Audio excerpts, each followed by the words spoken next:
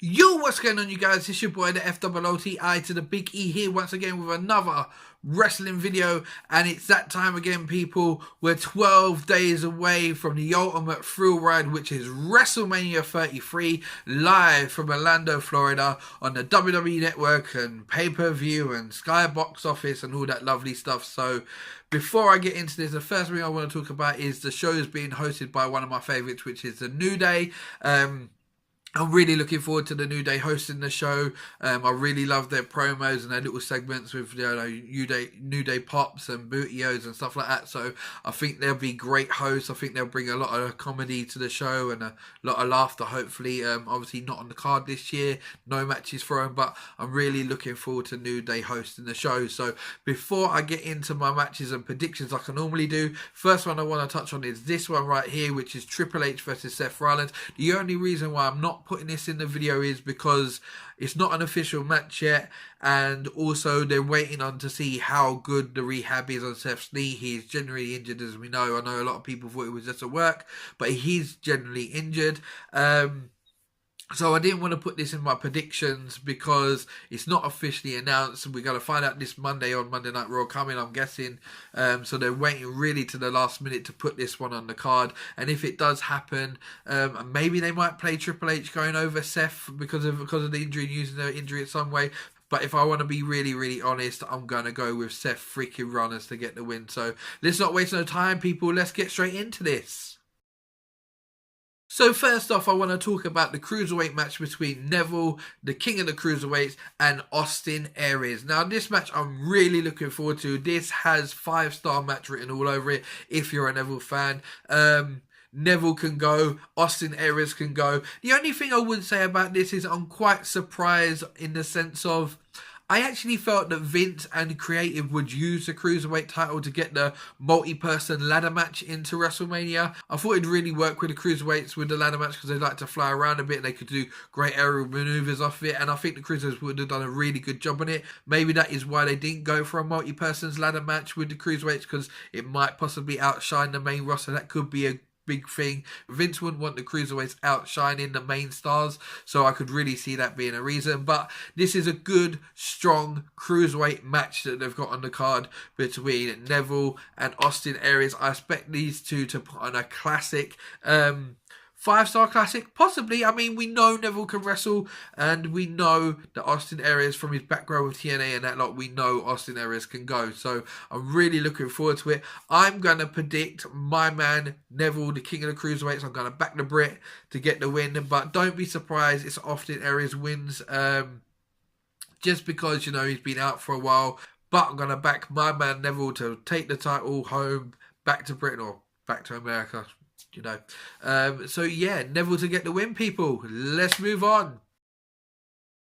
So next I want to talk about the SmackDown Women's title on the line. Alexa Bliss defends her title in an open challenge match. Now, straight off the bat, we know that Mickie James, Carmella, Becky Lynch and also Natalya will be involved in this match. We know that straight off the bat. From what I'm hearing, Kelly has been approached. Victoria's been approached to come back and take part in this match. There is also word going around that Tamina could be a surprise entrance in it. Emma could even be a surprise entrance in it. And also there is also the hint going around that Naomi is nearly close to being 100% and she could make it back from the match. Now, what I'm going to say right now is because Naomi is from Orlando and because Naomi was the champion meaning to go into Orlando, I would actually say if she is fit and back, I would not be surprised if Naomi walks away with the title. It looked to me that was the plan all along. They wanted Naomi to be the champion going into WrestleMania. So I really would not be surprised if Naomi does make it back, if Naomi wins this match and walks away with the title. If she doesn't, my sneaky suspicion is, and they've also, I meant to also say that they've also, word is going around that Eva Marie could even pop up in this match. Yeah, I know, right? Eva Marie. Yeah, I should have just kept my mouth shut, really, eh? But on top of that, my other little sneaky submission is, if it's not Naomi, I can see WWE giving Natty a nice little title run. So that's what I'm predicting. I'm actually really looking forward to this match, to be honest. It could be chaos, or it could be absolutely a thing of beauty with a lot of old stars coming back with some new ones, and and it could just be a thing of beauty. So I'm going with either Naomi winning it if she's back, or Natalya. So that's what I'm predicting, and let's move on, people. So next up, I want to talk about the Raw Tag Team Titles match. The team was Sheamus and Cesaro versus Enzo and Big Cass versus the Club. Now this one, I'm predicting that Enzo and Big Cass are going to finally get their big win. I'm predicting that WWE will finally put them over. They've got massive amount of fans behind them. They're a big hit with the fans, and I think it's about time that Enzo and Big Cass get that big push. And you know what Vince is like. Vince loves Big Cass anyway, and what better stage to do it on than WrestleMania. The fans would really be into it. The fans would really be behind it. I can see Enzo and Big Cass being pushed, being the champions at the end of this match. And I'll be honest, I'm sort of looking forward to it. It is what it is. I'd like it if it was a 4-way instead of just a 3 triple threat match, but there's good wrestlers in there. Cesaro's in there. Sheamus to a degree is a good wrestler. Big Cass will throw people around. He'll throw Enzo around a bit, we know that. And the Club can go as well. So I'm going with Enzo and Big Cass to be your new Raw Tag Team Champions after WrestleMania. Let's just move on, people. So next up, I'm going to talk about the Andre the Giant Memorial Battle Royal. Lately, or recently, it's become a tradition that you have the Andre Memorial Battle Royal at WrestleMania. Obviously, past winners are Cesaro, Big Show, and also Baron Corbin. This year, I'm predicting that the winner will be Braun Strowman, or as I call him, Beef Stroganoff, because he is not on the card, but WWE have booked him so freaking hard this year that he's this big dominant thing that it is just tailor-made for him to win the Andre the Giant Memorial Battle Royal. And I don't be surprised if it comes down to him and the Big Show being the last two, and you might get a little 1-minute classic out of him, because you ain't going to get more than that. But you could do, because I had a good match on Raw not too long ago, so maybe you could do, but don't be surprised if it comes down to Big Show and Braun. But I'm predicting that Braun will stand tall and be the 4th person to win the Andre the Giant Memorial Battle Royal. So let's just move on, people. So next up, I want to talk about the match between the Lunatic Fringe, Dean Ambrose, and the Lone Wolf, Baron Corbin, for the WWE Intercontinental Championship on SmackDown. Now, I don't know if it's been announced yet. I haven't watched SmackDown yet this week. But I do predict that this one might be a no-holds-barred match. If they do, I think this could be a really good thing. It could be really brutal, which these two, I feel, would need to have a really good match.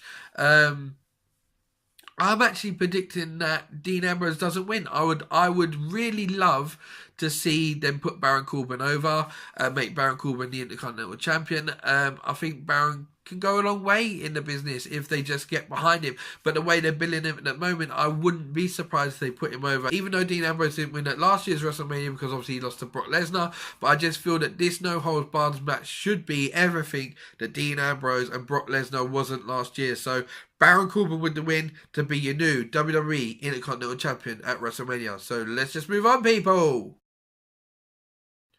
So now we start moving to the business end of the card. So the first one I want to talk about is Kevin Owens versus Chris Jericho for the United States Championship. Now this one I can't wait to see. Kevin Owens can go. Chris Jericho can go. Together I feel these guys will put on a thing of absolute beauty. I think this could be a great, awesome match between a storyline that's really kind of captivated the crowd.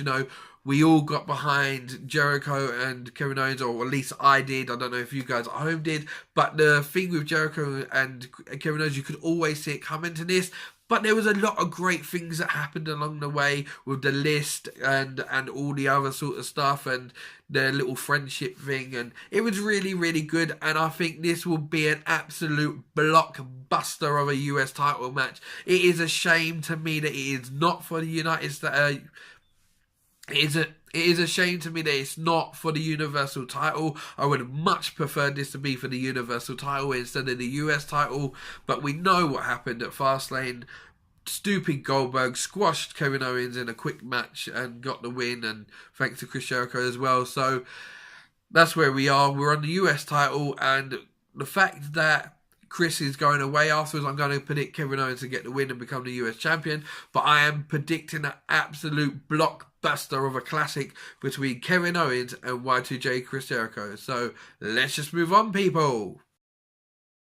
So next up, I want to talk about the Fatal 4-Way for the Raw Women's title, which is Bayley, the defending champion, against the Queen, Charlotte Flair, and the boss, Sasha Banks, and the Women Destroyer, that is Nia Jax. Now, this match, again, I'm really looking forward to. I'm looking forward to this WrestleMania card. I'm looking forward to it so much more than I did last year. Obviously, we know WrestleMania was plagued by injuries last year, but this one is really, really good. I don't know why they put Nia in the mix, apart from maybe they just didn't want another women's triple threat after last year's one, so they just added Nia in, because I think Charlotte, Bayley and Sasha could have given us a really good triple threat on their own, but I just think they're just going with a different dynamic than what they did last year, and I don't really want to, produce the same things they did last year. But I'm predicting Bayley has broken Charlotte's streak. Bayley will retain at WrestleMania. Don't be surprised if after the match that Sasha turns on Bayley, and maybe this will be the big heel turn for Sasha Banks. It'd be a great place to do it. The fans are behind Sasha, the fans are behind Bayley. So if you're going to do a heel turn for Sasha, this could be a good place to do it and start a program with them, but maybe it's a bit too soon, because as I've heard they want to do that round about the SummerSlam time, so that might be a bit too soon. So I'm predicting Bayley with the win in this Women's Raw title match. So let's just move on, people.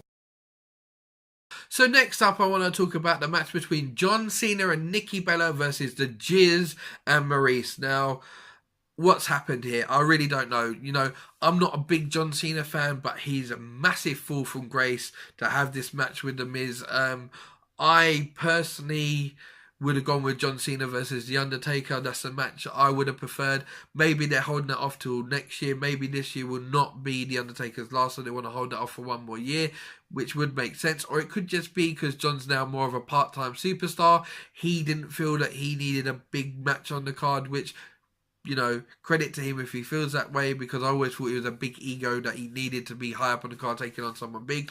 But he's working his program with The Miz and Maurice. To be fair to the Jizz, as much as I don't like the guy, and he is an absolute ball bag of a character, and, he's doing his job well because I hate him, it actually speaks wonders for The Miz that they're giving him John Cena and Nikki Bella. It shows you that on SmackDown he is the number one heel. Obviously John Cena is still technically the number one babyface, so they've got top heel versus top babyface from the SmackDown brand going against each other, with the added little direction of Maurice and Nikki Bella being in the match. Obviously the reasons why I heard about this match a little while ago was that Nikki's been struggling with her neck injury still, and this could be her last match, and it could possibly well be. It'd be a great one for her to go out on, I'm guessing, but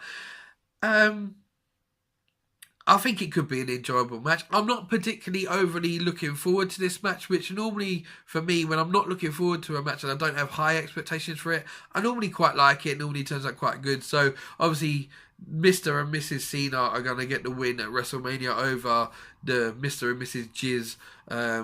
So, yeah, I'm going for Mr. and Mrs. Cena to get the win over this one. So, let's just move on, people. So next up, I want to talk about Shane McMahon versus the phenomenal one, AJ Styles. Now, a lot of people hated this when it came out in the rumours that this match would happen, and they went, oh, I don't really want to see Shane versus AJ, but I'll be honest with you guys, I quite enjoy Shane McMahon's matches. I always have done. So this match with my guy, the phenomenal AJ Styles, I'm really, really looking forward to. I think this could be a great match. AJ could have a great match with a broom. AJ could get a broom through a match and make it look phenomenal. We know that. So this match with Shane McMahon will not be just, Shane, because I really like Shane, and I'm sure you guys will be invested in this as well. It's got a nice little storyline going with it at the minute, so yeah, Shane versus AJ, I'm really looking forward to it. I really, really am. This is one of the ones on the card that a lot of people groaned at, but I'm really looking forward to it. I love the fact that Shane puts his body on the line out there and he does reckless and stupid things, and be sure we will see reckless and stupid things from him in this match. And AJ just can't help but have classics with people. If you look at his matches with Roman Reigns last year and John Cena last year and this year so far, you know, he is what he is. He is the phenomenal one, and he will make Shane look great. And he will make this match look great between him and Shane. But AJ Styles will get the win at the end of the night, and AJ Styles will stand over Shane victorious in this one. So let's just move on, people. So next up, I want to talk about the big dog Roman Reigns versus the Phenom, The Undertaker. Now, I'm not really convinced on this one, people. I'm going to be honest with you. I don't feel that Roman deserves this WrestleMania match with Undertaker. It's just the WWE again trying to push Roman in our faces, and I really, really hope they don't put Roman over on The Undertaker, because not only because I don't want to see it, but I actually feel it could be a bad thing for Roman, because the fans don't like him anyway. So if you push him over The Undertaker, it could make it even worse, the hatred even worse, because the fans don't want to see Roman go over The Undertaker, right? Apart from the diehard Roman Reigns fans, no one wants to see him go over Undertaker. Undertaker is a big dog. People are still, from 3 years ago, trying to get over Undertaker losing to Brock Lesnar at WrestleMania. They could not cope with Undertaker losing to Roman. But the only problem I have with this match is, lately, The Undertaker has not looked great. He looks like a man that is struggling with his hip injury. Obviously, he's had a hip replacement. And I don't know what to really expect out of this match. If The Undertaker isn't in the physical condition to carry Roman in this match, or at least meet Roman halfway, I don't know what this match could turn into. It could really turn into a car crash of a match. It's not really the sort of style that, you know, like you got with AJ and Roman. They're two different styles, and they pulled out a great match because, as I said in the previous one, AJ can wrestle a broom and have a great match. I don't know if Undertaker at this stage of his career will be able to get that out of Roman. I'm really concerned about, one, the match itself and what it's going to look like, and two, Roman going over The Undertaker. So my prediction is The Undertaker to win, but damn it, it's the WWE, and don't be surprised if Roman wins. So let's just move on, people. So next, I want to talk about Bray Wyatt versus Randy Orton for the WWE World Heavyweight title. Now, this match for me is the main event. You know, this match should go on last. Vince ain't going to do that. Brock versus Goldberg is going on last for the Universal title. Now, this should be on last. Randy Orton is the Royal Rumble winner. This match has had months and months of planning and creativeness put into it, and the storyline's there. You know, he burnt down the shack, and Bray's now on the warpath, and it's all there. It's all there to be just reveled at. Bray's on a great run at the moment. I beg WWE to do something big with Bray, and they have. He's the champion. Obviously, I'm going to predict Randy Orton gets the win, because not often does the winner of the Royal Rumble not win the title of WrestleMania. So I'm going with Randy to get the win on this one. But I'm really looking forward to Bray versus Randy Orton. I think Bray and Randy will put out a great match. It's got great chemistry and storyline behind it. This should be the main event of the freaking show. This should be the top. They've put the most time into, you know, Randy joining the Wyatts and becoming Randy Wyatt, and then breaking away, or then saying that he's not going to take on Bray when Bray won at Elimination Chamber, and then burning down the you know, the hut and that lot. And yeah, it's got great storyline behind it. It could make a nice little vignette video to build it up before the match.